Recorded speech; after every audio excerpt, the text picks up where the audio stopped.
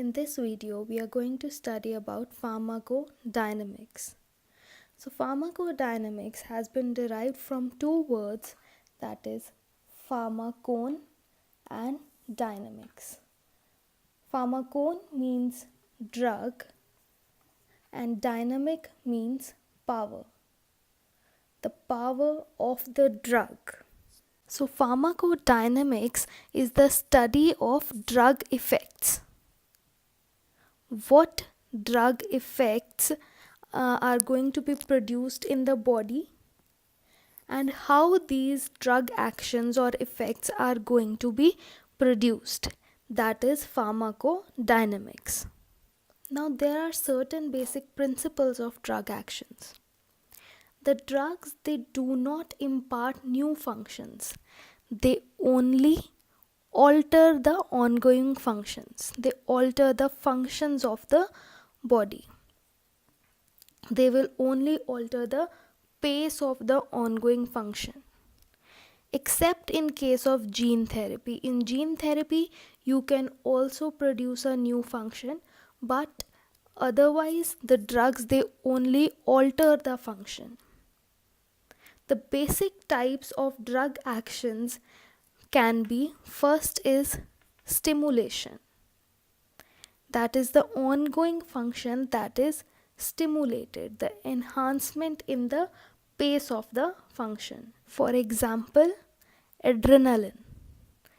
Adrenaline will stimulate a specialized group of cells, that is the heart cells. It will stimulate the heart.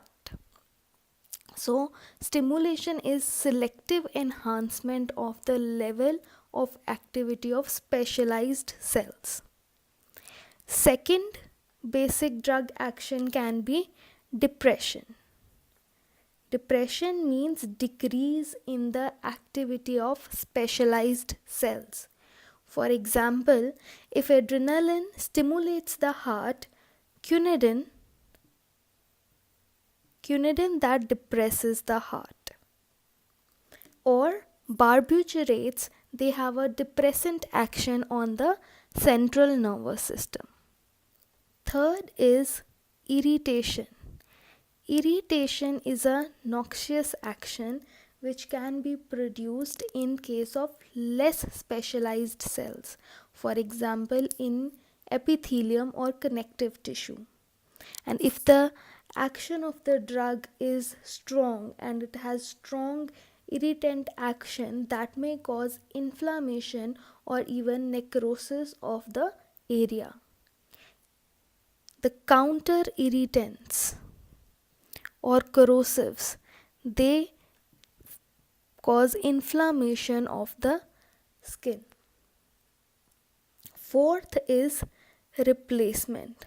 So certain drugs can be used as replacement of the natural hormones or metabolites in case of deficiency states. For example, in case of Parkinsonism, levodopa is given because our body is naturally deficient in levodopa. So in case of Parkinsonism, levodopa is administered exogenously. Or vitamins. Vitamins are exogenously administered in case of deficiency. Or iron. Iron is administered in case of iron deficiency anemia. Fifth type of action can be cytotoxic action. And this effect is basically on the invading parasites or the cancerous cells, which result in killing of these cells without affecting the host cells. For example, penicillin.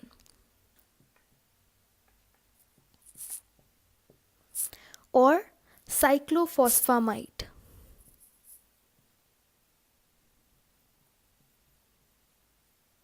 That has cytotoxic action on cancerous cells. Now we are going to discuss about different mechanism of actions.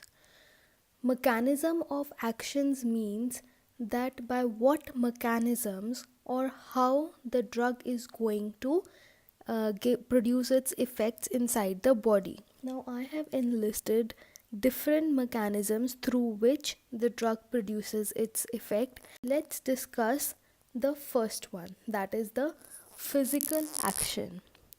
For example, isabgol. Isabgol is a drug. When we consume this drug, this goes inside the intestine, it absorbs water and swells to a larger size as compared to its original size. This is known as bulk forming capacity.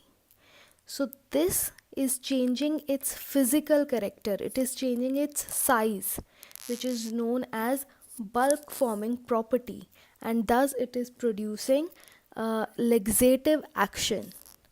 So this drug is changing its physical character so as to produce the laxative action. Whereas antacids are the drugs which neutralize the gastric HCl. When we consume them, they are alkaline in nature. They go inside the stomach and they neutralize the gastric HCl via a chemical reaction. Thus, it has a chemical mechanism of action. Enzymes. Now, certain drugs have enzymatic mechanism of actions. Enzymes are basically proteins, but they are the prime target of drugs because most of the biological reactions which are going inside our body, they are carried out by enzymes. Enzymes are they have catalytic action and they are responsible for most of the biological reactions which are going inside our body. They can either stimulate or they can inhibit the rate of enzymatic reactions. Now, basically, to explain the mechanism, let us have one example. For example, this is an enzyme. Now, a substrate comes and attaches to this enzyme, and thus it produces a functional product or it produces a response. This is a stimulation process. In case of inhibition, there is an inhibitor which comes and binds to the binding site of the enzyme, and either it will produce a non-functional product or it will produce absolutely no product or no response. So this is inhibition of the enzyme. Enzyme inhibition can be of two types. The inhibition of the enzyme can be classified into two groups, that is non-selective and selective. Non-selective is, as I said, enzymes are basically proteins, so they can be denaturated by certain chemicals. And when they get denaturated, the functioning of the enzyme is totally inhibited, and these chemicals, they inhibit any kind of enzyme non-selectively. For example, strong acids or strong alkalis, they inhibit every kind of enzyme irrespective of any nature. Now, selective enzyme inhibition has two types, that is competitive enzyme inhibition and non-competitive enzyme inhibition.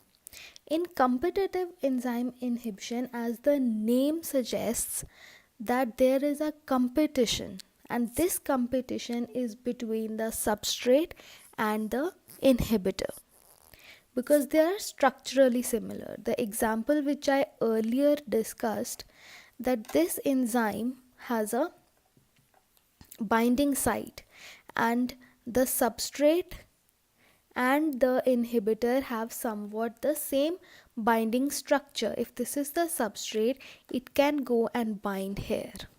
Similarly, the enzyme can come and bind here. So compete for this single binding site. Whereas in non-competitive enzyme inhibition, there are two sites. One is the binding site for the substrate, and there is a second site for the inhibitor, which is known as the allosteric site. So if the substrate is binding here, but now the enzyme comes and binds here, it can inhibit the functioning of this enzyme irrespective of the binding site. So this is type of inhibition is known as non-competitive enzyme inhibition, because in this case the substrate and the inhibitor, they do not need to compete for the binding site. The examples of competitive enzyme inhibition are like dopa decarboxylase. It is an enzyme which has the substrate known as levodopa, and its competitive inhibitor is carbidopa. Whereas the example of non-competitive enzyme inhibition is aldehyde dehydrogenase. It is the enzyme which metabolizes alcohol, and the drug which is given to the patients of alcoholism, that is disulfiram, that is non-competitive inhibitor of aldehyde dehydrogenase. Now let us discuss about ion channels.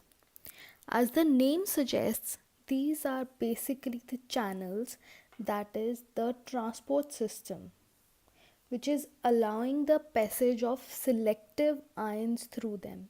As I told you, the membrane of the cell and all the membranes in our body, they do not allow the passage of substances other than lipophilic substances. Non-lipophilic substances cannot cross through this membrane. So for the passage of these non-lipophilic substances, there is a presence of ion channels on them, and they allow the passage of selective ion through them. They remain in the closed state, and they can be activated. They have certain binding sites similar to the enzymes.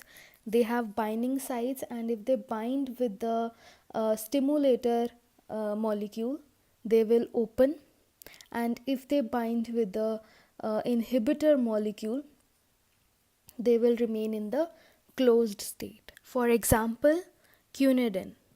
Quinidine is a drug which inhibits the sodium channels in the myocardium. Now, transporters are similar to ion channels. They also help in the movement of ions and certain substrates, non-lipophilic substrates, across the membrane. But unlike that, ion channels, which were allowing the passage of the ions through them, these transporters, they carry these molecules, they bind to these molecules, and there is a conformational change, and they change their direction, and they throw these molecules inside the cell.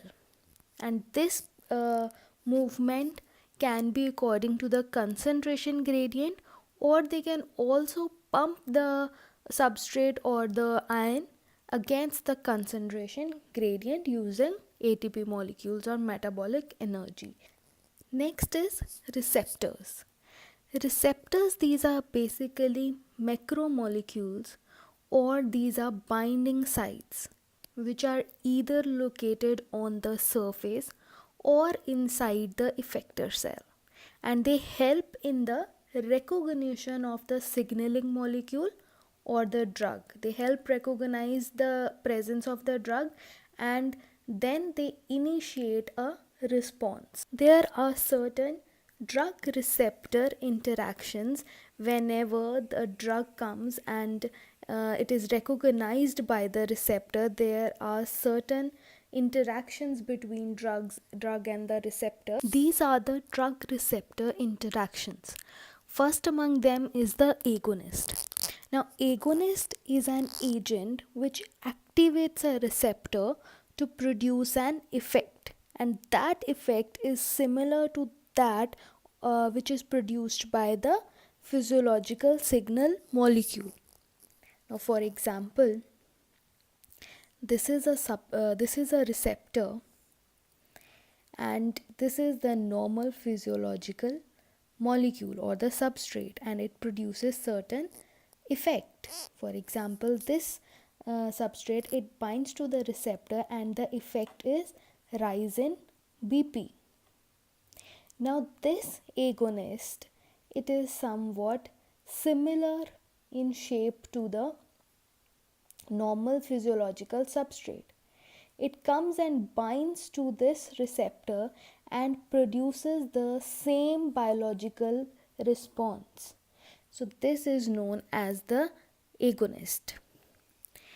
Now, the inverse agonist. The inverse agonist is an agent which activates a receptor, but it produces the response which is opposite to that of the agonist. For example, if the agonist was producing a response that was rise in blood pressure, now the inverse agonist, that will activate the receptor, but the response will be fall in blood pressure. Next is antagonist. Antagonist is an agent which prevents the action of agonist, and it will not allow the subsequent response, and it will not produce any response. The difference between inverse agonist and antagonist is the inverse agonist was producing the opposite response that to the agonist, but the antagonist, it prevents the response of agonist but does not produce any response of its own. Partial agonist. As the name is suggesting, it is agonist, but it is partial. It is not producing as much as a response as the agonist. For example, if the agonist was producing 100% response, now partial agonist will be producing submaximal response, and maybe it is producing 65% of the response or 60% of the response.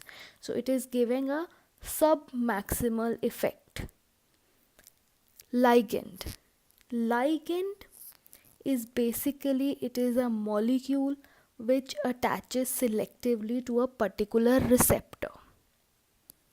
It is very selective in nature, and it comes to bind to a particular receptor. It is basically, it is not any kind of interaction. It is just a term which is used to indicate the ability of a molecule to bind to a receptor. For example, the agonist and the competitive antagonist, they are ligands for same receptor. Now, there are different theories which explain the drug action through receptors, but the best explained theory is the receptor occupation theory. Now, this receptor occupation theory, which was given by Clark in 1937, it is based on the occupation of the receptors by the drug. That means more the number of receptors occupied by the drug, more will be the response. Now, basically, there is interaction between two molecules, that is the drug and the receptor. And this interaction is governed by law of mass action, and the effect, we see the effect is produced, is considered to be direct function of drug receptor complex. That means when these two molecules they interact, they will form a drug receptor complex, which will lead to the effect of the drug. Initially, it was designed as such, but subsequently, it was realized that just the occupation of the receptors, that means only the occupation of the binding sites on the receptor, is not sufficient. It is essential, but it is not sufficient to produce a response. What is actually needed is the agonist that is binding to the receptor that should be able to induce a conformational change. That means it should be able to activate the receptor. If we talk in scientific terms, there are two terms. One is affinity, one is efficacy. Now, affinity is the ability to bind. It is basically the binding ability with the receptor. Now, efficacy, which is also known as intrinsic activity, it is the capacity to induce a functional change. It will induce a functional change. So, affinity is the binding, which is essential. But does that agonist, they have the efficacy to produce a conformational change or to activate a receptor?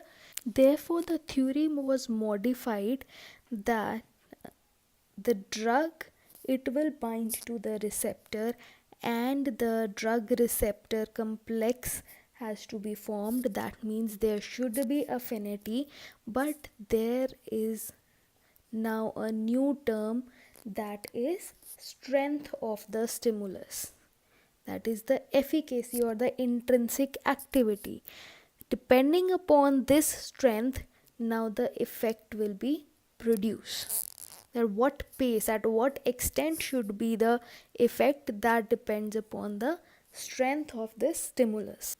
Now these receptors, they have two types of essential functions.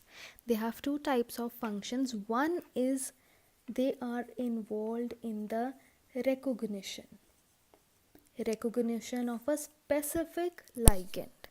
They recognize that specific ligand and bind to that ligand. Second essential function is transduction. Transduction of a signal was binding of this ligand. Now transduction of that signal into a response. That means conversion of this signal into a response, that is transduction.